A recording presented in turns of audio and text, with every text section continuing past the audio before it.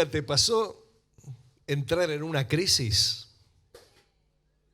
¿Cuántos han pasado alguna vez por una crisis? No. ¿En serio? ¿Cómo podés escribir? Mi vida es una crisis, dice. Ahí Ruda. No, es una crisis. Bien. Crisis, ¿qué significa? Crisis es un momento de quiebre, ¿no? Estaba tratando de recordar lo que una vez encontré en una definición. Yo no sé chino, ¿no? Hemos tenido en varias ocasiones estudiantes de la comunidad china y me encantaría que alguno algún día me explicara, pero supe que, bueno, los chinos tienen lo que se llaman los ideogramas, donde cada signo representa una palabra. Entonces, los chinos, desde que nacen hasta que mueren, siempre están aprendiendo alguna palabra nueva, casi como los alemanes, ¿no? Que empiezan unas palabras larguísimas porque crean palabras. Bueno, los chinos los crean con los signos, y para crisis, el signo de los chinos es un signo muy estilizado que indica pérdida de las esperanzas y nueva oportunidad.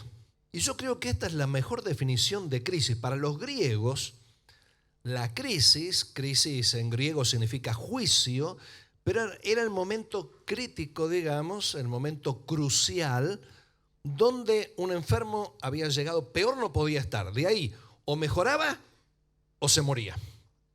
O sea, esta era la idea de crisis, de ese punto otra vez donde dice, a partir de aquí ya no puedo seguir más. O muero en el intento, o me reinvento, o hago algo nuevo, o enfrento algo nuevo, o cambio algo, tiene que cambiar. Y bueno, la vida está llena de crisis porque si no estaríamos muertos. Porque las crisis son parte de nuestra esencia, de nuestro ser, de lo que tenemos que enfrentar. Cada vez que tenemos que aprender algo, estamos frente a una crisis.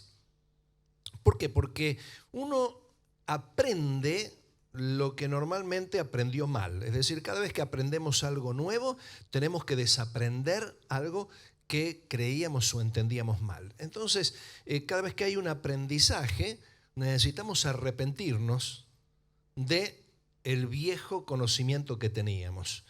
La palabra arrepentirnos en griego es la palabra metanoia, que significa cambiar de mentalidad. Entonces necesitamos una metanoia donde decimos, esto que yo creía que era así, me doy cuenta que no es tan así, que es de la otra manera. Eso produce una crisis, o me desilusiono, me quedo bloqueado, o avanzo, encuentro la nueva manera y empiezo a vivir de acuerdo a mi nueva manera de pensar. Por eso la Biblia dice que tenemos que ser como niños en nuestra relación con Dios, porque el niño es aprendible.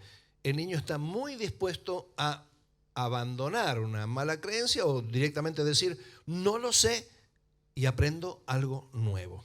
Bueno, tenemos un profeta que pasó montones de crisis y luego pasó por una experiencia que nos encantaría pasar. Y estoy hablándote del profeta Elías. No de Elías Rosas, ¿no? Sino del profeta Elías. En primer libro de Reyes, capítulo 17, versículos 1 al 16, hay una historia en la que a mí Dios me habla muchísimo. Primer libro de Reyes, capítulo 17, versículos 1 al 16. Bastante extenso el texto, pero no quería desaprovecharlo. Dice así: entonces Elías Tisbita, que era de los moradores de Galaad, dijo a Acab: vive Jehová Dios de Israel, en cuya presencia estoy, que no habrá lluvia ni rocío en estos años, sino por mi palabra. Y vino a él palabra de Jehová diciendo: apártate de aquí y vuélvete al oriente y escóndete en el arroyo de Querit, que está frente al Jordán. Beberás del arroyo, y yo he mandado a los cuervos que te den allí de comer. Y él fue e hizo conforme a la palabra de Jehová, pues se fue y vivió junto al arroyo de Querit, que está frente al Jordán. Y los cuervos le traían pan y carne por la mañana, y pan y carne por la tarde. O sea, unos buenos choripanes se comía, ¿no? Y bebía del arroyo. Pasados algunos días, se secó el arroyo, porque no había llovido sobre la tierra. Y vino luego a él palabra de Jehová diciendo: levántate, vete a Sarepta de Sidón y mora allí. He aquí yo he dado orden allí a una mujer viuda que te sustente. Entonces él se levantó y se fue a Sarepta. Y cuando llegó a la puerta de la ciudad, he aquí una mujer viuda que estaba allí recogiendo leña. Y él la llamó y le dijo: te ruego que me traigas un poco de agua en un vaso para que beba. Y yendo ella para traérsela, él la volvió a llamar y le dijo: te ruego que me traigas también un bocado de pan en tu mano. Y ella respondió: vive Jehová tu Dios, que no tengo pan cocido, solamente un puñado de harina tengo en la tinaja y un poco de aceite en una vasija, y ahora recogía 2 leños para entrar a prepararlo para mí y para mi hijo, para que lo comamos y nos dejemos morir. Elías le dijo: no tengas temor, ve, haz como has dicho, pero hazme a mí primero. Qué egoísta que parecía, ¿no? De ello, una pequeña torta cocida debajo de la ceniza y tráemela. Y después harás para ti y para tu hijo. Porque Jehová, Dios de Israel, ha dicho así: la harina de la tinaja no escaseará, ni el aceite de la vasija disminuirá, hasta el día en que Jehová haga llover sobre la faz de la tierra. Entonces ella fue e hizo como le dijo Elías, y comió él y ella y su casa muchos días. Y la harina de la tinaja no escaseó, ni el aceite de la vasija menguó, conforme a la palabra que Jehová había dicho por Elías. Qué historia esta, ¿no? Elías de pronto dicta una palabra de Dios, pero cuando viene esta sentencia de que no iba a llover, de pronto Elías iba a sufrir las consecuencias de esa sentencia. Algunas veces nos toca dar algunas sentencias, algunos vaticinios, algunas palabras, y nos toca a nosotros mismos sufrir aquello que estamos diciendo. No es que nos ponemos a un costado, no es que Dios nos deja como espectadores, Dios nos pone como protagonistas, donde a veces tenemos que sufrir lo que sufren los demás, y en medio del sufrimiento común tenemos que dar palabra a Dios. Pero le dice Dios: anda y escondete en Querit, ahí yo te voy a sustentar.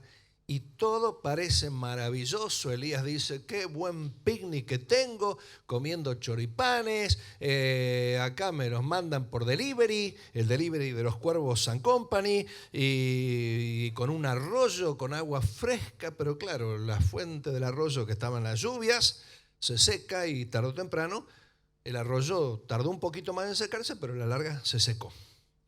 ¿Por qué a veces se te secan ciertos arroyos? Porque algunas veces tenés todo programado, lo tenés todo fríamente calculado, tenés todo un proyecto, tenés todo un plan, tenés toda la idea de cómo van a ser las cosas, y de pronto se te seca el arroyo. ¿Por qué se secan los arroyos? ¿Por qué Dios nos hace las cosas tan complicadas cuando creemos que todo marcha sobre rieles? Conste que cuando estaba pensando que iba a predicar, es como que el Señor me dijo: esto es lo que necesita más de uno. ¿Se te secó algún arroyo últimamente? ¿Estás frente a alguna situación en la que decís: ¿y ahora qué hago? ¿Cómo sigo ahora? Porque ahí viene el punto. Es decir, ¿te acuerdas que había dicho de crisis? Pérdida de esperanzas. Yo tenía todo bien armado. Lo planifiqué. ¿Qué falló? Si yo obedecí a Dios en lo que Dios me dijo, yo hice exactamente lo que Dios quería, ¿por qué de pronto me toca pasar por esta situación? Bueno, en primer lugar, muchas veces los arroyos se secan para que comencemos una nueva etapa y nos movamos de donde estábamos. Jezabel estaba buscando a los profetas para matarlos, obviamente, ¿no?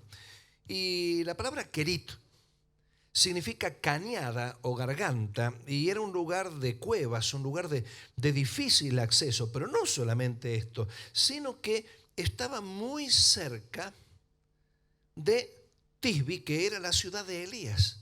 Así que Elías estaba cerca de su casa y en un lugar donde no se lo podía encontrar. Por lo menos la loca esa no lo iba a encontrar jamás. Es decir, estaba buscándolo. ¿Y quién lo va a encontrar en una cueva? ¿Quién va a encontrar una persona perdida por ahí en esa cañada, en esos recovecos que podía estar? Encima de eso, Elías estaba bien lejos del territorio de Acab, porque Acab estaba más bien en la zona de Samaria, estaba reinando por ahí, que se encontraba, digamos, un poquito al sudoeste del mar de Galilea, y Elías se encontraba cerca del río Jordán, bastante más al sur. Así que estaba lejos del alcance de Acab y de la esposa, estaba cerca de su casa, estaba protegido totalmente. Así que ese era el lugar de la seguridad de Elías. Ese era el lugar de la comodidad de Elías. Elías podía decir, acá me salvé. Acá estoy a salvo, acá estoy seguro. Este sí que es un buen momento.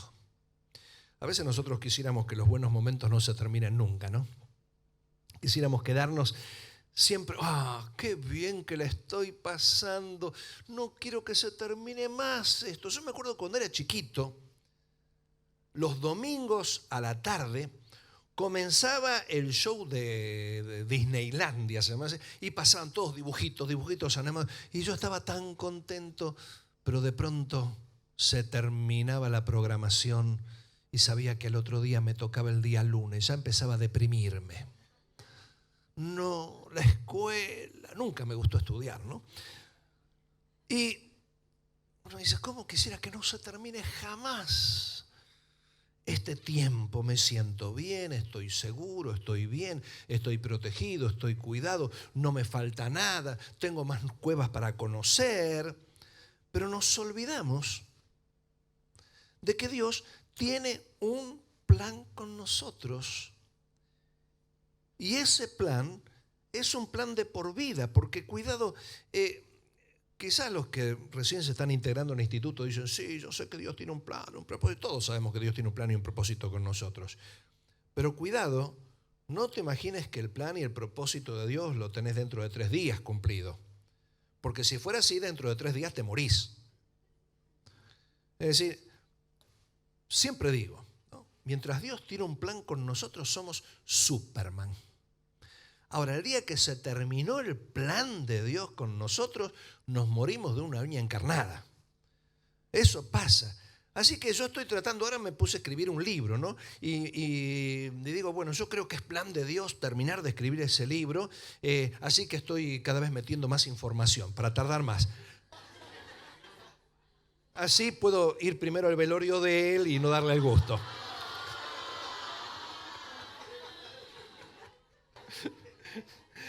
¿Qué haríamos si uno de los dos faltara, no? ¿Con quién peleamos? ¿Con quién peleamos? Yo no podría estar sin un amigo como ese. Yo necesito... Sí, es verdad. Claro. Claro. ¿Con qué voy a amenazar a mis nietos cuando no toman la sopa? Le digo, mirá, si no toman la sopa vas a quedar como él. Si no lo tengo, ¿qué voy a hacer? ¿Con qué lo amenazo? Bueno, ya está. Empecé, me tocó, Nani, lo lamento.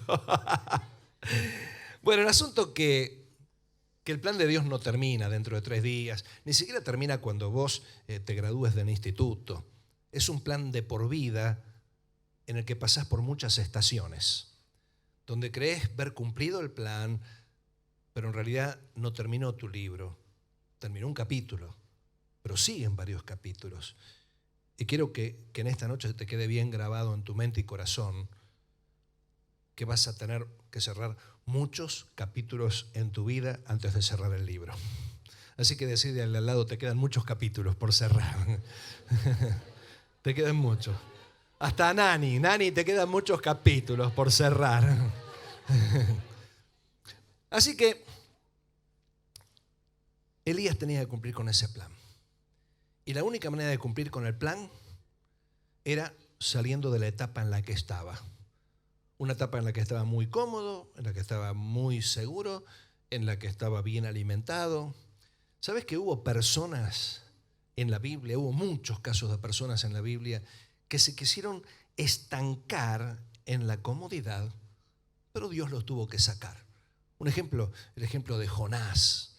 Cuando Dios le dice a Jonás, anda a decirles a los de Nínive que si no se arrepientan, etc. Y Jonás dice, no, yo me siento tan bien con mi propia congregación que me escuchan, dicen amén, todo va, pero voy a predicar a los fascinerosos esos, me van a matar. Encima Dios tiene misericordia de esa gente. Así que no, yo no voy a predicar que se mueran nomás. Y por seguir en su zona de comodidad, de confort, de seguridad, se embarca, se va para España y en medio del mar Mediterráneo lo agarra una tormenta donde se morían todos, casi los hace morir a todos. Lo metió en una situación de incomodidad y lo metió en el pez, más incómodo todavía. Y ahí él sintió que murió. Porque nos dice en ese himno que canta, en esa oración poética que canta, dice, yo dije, no voy a salir del Seol. Él se sentía muerto. ¿Sabes que cuando nos sentimos muertos es cuando nos damos cuenta que tenemos que servir al Señor aún en aspectos que no nos gustan? Mientras estamos con la sensación de mucha vida por delante, nos damos el lujo de derrochar algunas cosas y de rechazar algunas cosas, pero cuando de pronto estamos cerca de la muerte, es cuando nos damos cuenta que tenemos mucho por lograr todavía. Y Jonás tuvo que estar así. Y finalmente cumplió con el plan de Dios. Zaqueo, otro tipo que estaba en su zona de seguridad, en su zona de confort. Yo tengo el control de todo. Este es el espíritu posmoderno, ¿no? La gente quiere tener el control de todo, pero no quiere que nada lo controle. No quiere rendir cuentas, no quiere compromiso. Controlar todo, pero no comprometerme con nada. Y así estaba Zaqueo, en el árbol ese frondoso, ahí estaba muy seguro. Yo tengo la visión de todo como está acá, pero aquí nadie me puede hacer nada. Estoy a salvo. Y de pronto Jesús lo sacó de su zona de confort, desciende Zaqueo. Jacobo, Pedro, Juan en la transfiguración, cuando aparece Jesús en el monte transfigurado y con él Moisés y casualmente Elías, y hablaban de la llegada de Jesús a Jerusalén, ahí Pedro estaba en su zona de seguridad, de confort, diciendo, Señor, hagamos 3 enramadas, una para ti, otra para Elías, otra para Moisés. Estaba el pobre tan confundido que ni en él pensó, ¿no?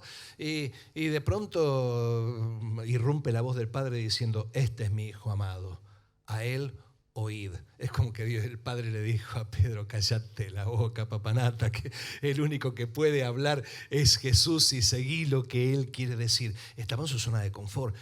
Ananías, no Ananías el de Zafira, el mentiroso, sino el otro, el que estaba en Damasco, cuando Saulo se convierte, le dice, anda a predicarle, está ahí en la calle derecha, y aquí él está orando. No, este tipo nos mata a todos, nos persigue, yo no voy a ir. Andá, porque es instrumento escogido. Tuvo que salir de esa etapa de tranquilidad. Pedro, cuando tiene que ir a la casa de Cornelio, ahí estaba ayunando y de pronto tiene una visión con que baja un lienzo lleno de todo tipo de animales inmundos. Así que, claro, inmundos para el ceremonial judío, ¿no? Pero me imagino ricos, un tatú, un chanchito, y bueno, todo lo que te puedas imaginar que se puede comer. Y ahí está mi texto favorito, mata y come, ¿no? Es uno de mis versículos, me inspira. Y Pedro dice, no, yo nunca, Señor, no, lo que yo bendije, no lo llames impuro. Y bueno, 3 veces le pasó hasta que golpean la puerta de la casa del tocayo de Pedro, Simón el curtidor, y eran de la compañía La Italiana, y lo van a buscar y diciendo, Pedro, te buscan. Y Pedro se encuentra en medio de un montón de gentiles y le dice, varones, ustedes saben de que para mí es una inmundicia estar con ustedes, nunca en evangelismo uses la técnica esa, ¿no? Y le dice, pero Dios me habló, ahora me doy cuenta que Dios me habló y pasó algo tremendo. Pero estaba incómodo en ese lugar y se los hizo saber. Cuidado, no te acomodes, no te estanques, porque el día que vos te quedás con tu zona de confort, el día que te lamentás de tus transiciones difíciles, es el día que caíste en la mediocridad. Si querés ser mediocre, busca tu comodidad. ¿Querés ser mediocre? Busca tu seguridad. ¿Querés ser mediocre? Busca tu confort. Muchas veces, para que no caigas en la mediocridad, Dios te hace secar algún arroyo, porque Dios dice, llegó el momento que salgas de esta etapa y que entres en una etapa mejor. Pero no solamente esto. Muchas veces los arroyos se secan para que crezcamos, para que maduremos y lleguemos al destino que Dios tiene. Kerit parecía el lugar definitivo, pero era un lugar de transición. Ahí los cuervos alimentaban a Elías, pero el arroyo no era para siempre, porque la sequía continuaba, la sequía seguía. ¿Y qué le dice el Señor a Elías? Elías, tenés que viajar a Sarepta, donde está esa mujer viuda. Uno dice, bueno, ¿qué problema hay con todo esto? Pero Sarepta era el lugar donde había nacido Jezabel. Era la tierra de Jezabel, la tierra de los paganos. La viuda era compatriota de Jezabel. Y ahí, en ese lugar, en Sarepta, se adoraba a los mismos dioses que adoraba Jezabel. Los dioses que promovía Acab por incitación de Jezabel. Pero no solamente esto. Sarepta se encontraba más al norte de Samaria y las rutas en aquel tiempo no eran tantas como para elegir por cuál iban. Así que Elías obligadamente tenía que pasar por Samaria, donde Jezabel estaba buscando para matarlo, donde Acab estaba buscando para matarlo. Y tenía que quedarse en Sarepta, que estaba muy cerquita de Samaria. En ese lugar, Elías no solamente tenía que pasar, sino darse a conocer como profeta de Dios, como profeta del Dios verdadero, profeta de Jehová. ¿Te imaginas? Se iba a armar un revuelo en ese pueblo. Iba a llegar a oídos de Jezabel, iba a llegar a oídos de Acab. Así que va a la casa de la viuda y ahí es cuando la viuda lo reconoce y dice, Jehová tu Dios. Así que Elías tenía que enfrentar sus temores en lugar de huir. Cualquiera de nosotros, si tiene que ir al lugar de peligro, uno va para el lugar contrario. Yo siempre trato de caminar lo más lejos posible de lo que es la cornisa, porque cuanto más cerca estoy de una cornisa o de un precipicio, trastabillo y menos franja de seguridad tengo, y me dan miedo a mí los precipicios. Elías podría haber dicho, me voy más al sur, me voy para el Mar Rojo, me voy para Egipto, me voy para cualquier lado, ahí quizás haya un poco de alimento, pero Dios le había dicho, tenés que ir a ver a esa mujer viuda, pero tenés que pasar por Samaria y tenés que darte a conocer en la tierra de Jezabel, la tierra natal de Jezabel, como profeta de Jehová. En otras palabras, Elías, en lugar de huir de tus temores, enfréntalos. ¿Cuáles son tus temores? Cerra tus ojos por un momento. No te quedes dormido, por favor. Pero pensá, ¿cuáles son tus temores? ¿Temor a qué tenés? Por lo general, el temor es para huir. Porque frente al miedo, tenemos varias posibilidades. Hay 4 posibles reacciones frente al miedo, ¿no? Vos seguís pensando con tus ojos cerrados y en lo que te digo. Una posibilidad es atacar, es decir, pelear contra el miedo. La otra bien frecuente es huir. Le sigue quedar paralizado, porque las personas cuando escapan de un peligro, si se quedan paralizados, corren con la ventaja que tal vez los confundan con el resto del paisaje porque no se mueven. O la otra, rendirse, entregarse y quedar como esclavo pero no morir. Pero ninguna de estas 4 reacciones fue la que le tocó a Elías, ¿no? No atacó nada, no podía huir, no se paralizó y mucho menos se rindió. Conservó su identidad y quién era. Simplemente enfrentó su miedo. ¿Cuál es tu miedo? ¿Cuál es tu temor? ¿Cuál es tu ansiedad? Tal vez se te está secando algún arroyo, porque Dios quiere que enfrentes lo que te da miedo, que enfrentes aquello a lo que siempre le escapaste. ¿Le escapaste a golpear alguna puerta y pedir ayuda a alguien? ¿Le escapaste a alguna situación ministerial? ¿Le escapaste a alguna responsabilidad?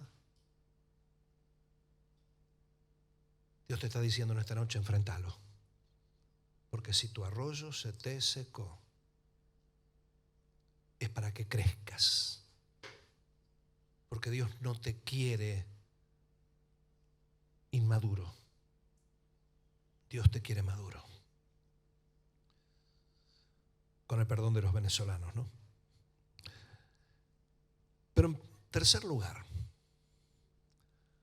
los arroyos, ¿para qué se secan? Para que aprendamos a confiar en el Señor. Ay, si las bendiciones vinieran siempre por el mismo medio, terminaríamos confiando en el medio.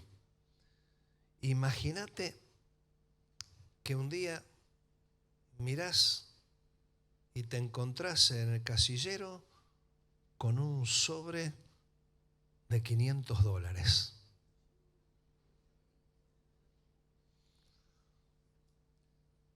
Usás, pagás tu deuda, la cuota, algunos meses más, qué sé yo.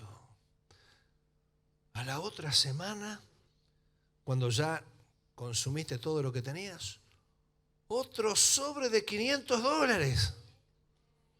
Algunos ya lo están acariciando por fe. Recibo, es un ejemplo hipotético, imaginario. A la tercera semana, cuando ya tocaste fondo, otra vez. Te aseguro que con solo 2 veces que te aparezca un sobre, vas a ir todos los días a revisar el casillero a ver si aparece otra vez un sobre de esos.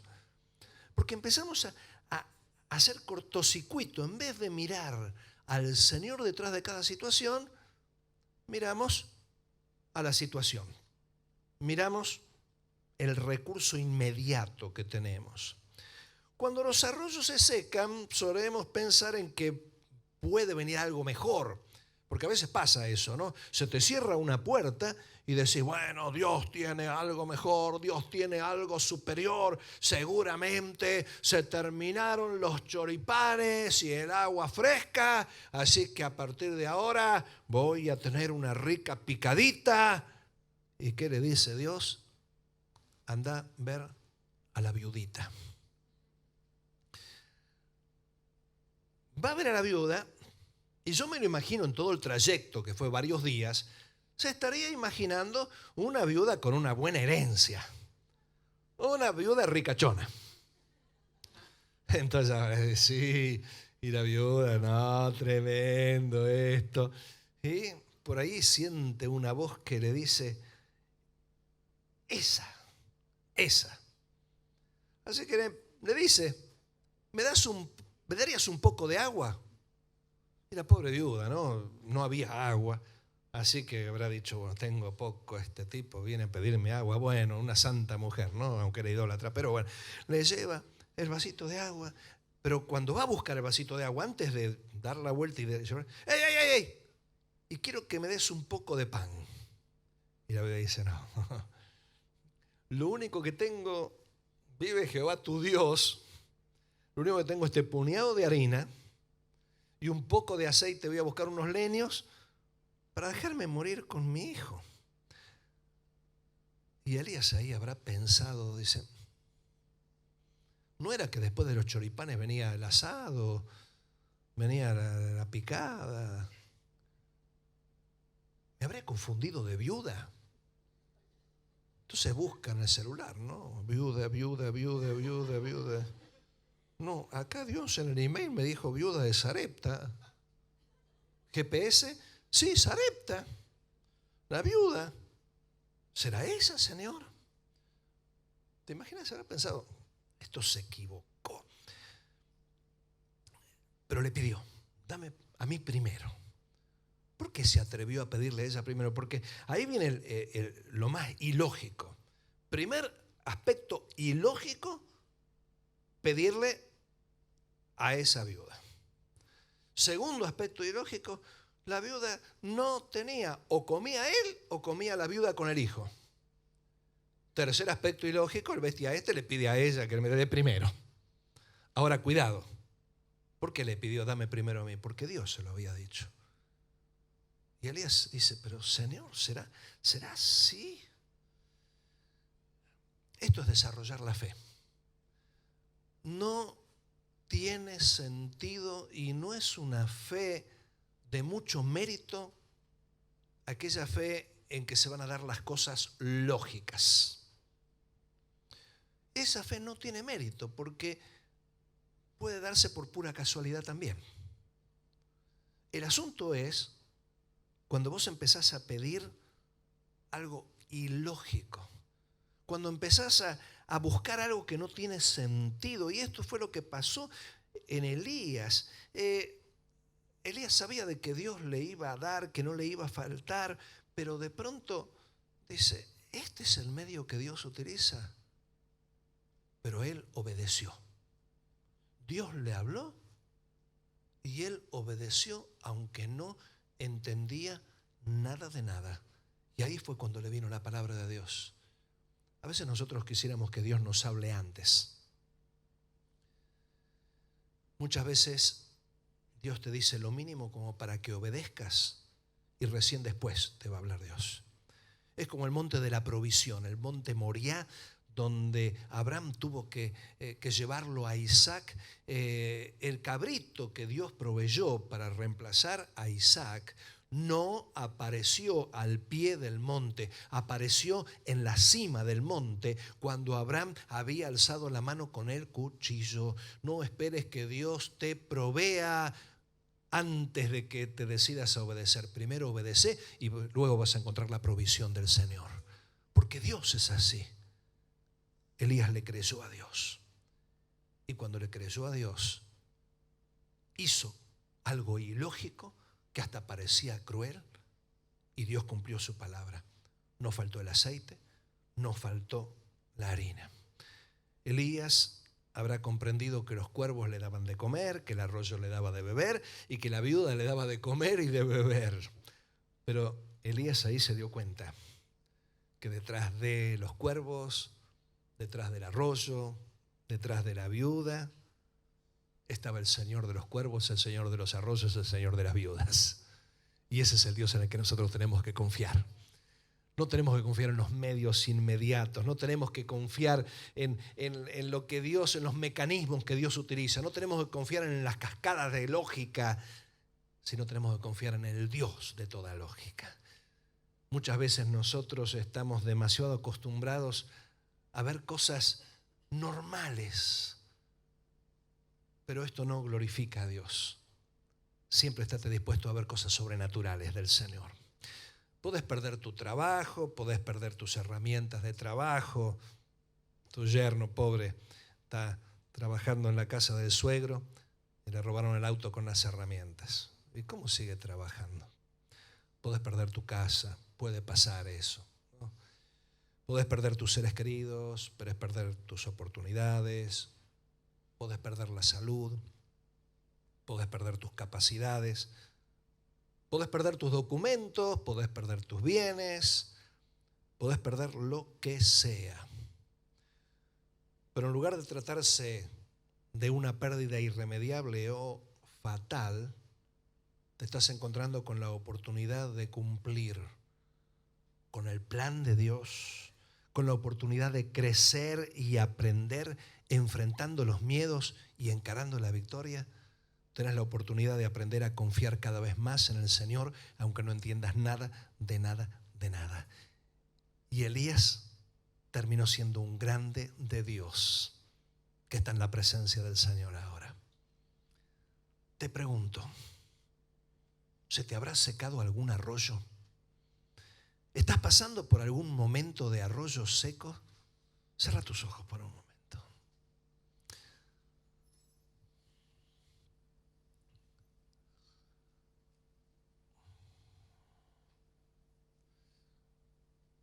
Específicamente hoy hubo alguien que le dijo al Señor: se me agotaron los recursos. Y hoy está diciéndote el Señor: te estoy sacando de tu nido cómodo. Quiero que confíes en mí. Quiero que aprendas a enfrentar tus miedos. Que ya no huyas más.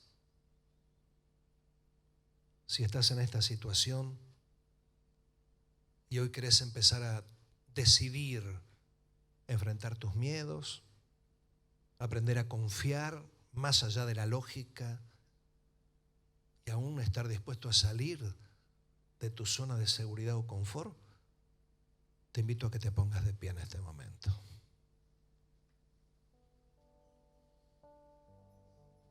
No lo hagas por hacerlo, No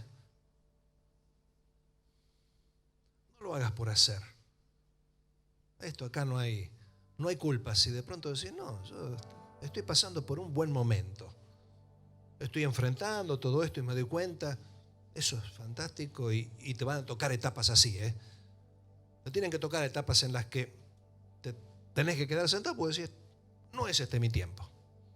No tienen por qué estar pasando todos por la misma situación. Pero si hoy te das cuenta que se te secó un arroyo y estás preguntándote: Señor, ¿qué hago?